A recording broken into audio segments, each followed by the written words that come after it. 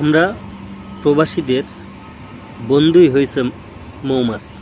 তার সাথে চেহারা, শারীরিক গঠন এবং চরিত্রের সাথে যদি মিল নাও থাকে, হুবহু তার কাজকর্মের সাথে এই প্রবাসীদের কাজকর্মের অনেকটাই মিল আছে।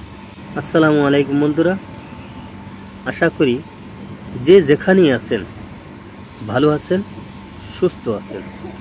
তো বন্ধুরা, আজকের আমাদের বন্ধু মৌমাছি এবং আমাদের কিছু সুখ দুঃখের কথা নিয়ে আপনাদের মাঝে হাজির হয়ে গেছি। আশা করি আপনারা মনোযোগ সহকারে শুনবেন এবং দেখবেন, আশা করি ভালো লাগবে। তো বন্ধুরা, মৌমাছির সাথে আমাদের চেহারা এবং শারীরিক গঠনের যদি মিল নাও থাকে, তার কাজকর্মের সাথে এই প্রবাসীদের কাজকর্মের অনেক মিল আছে।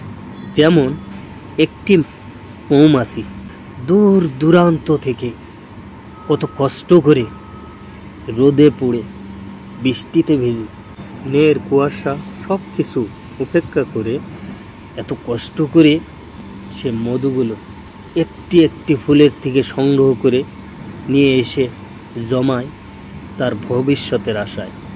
যদি ভবিষ্যতে তার খাবারের অকুলন হয়, তাহলে যাতে এই জায়গার থেকেই সঞ্চয় করতে পারে, এই জন্যেই সে সঞ্চয় করে রাখে।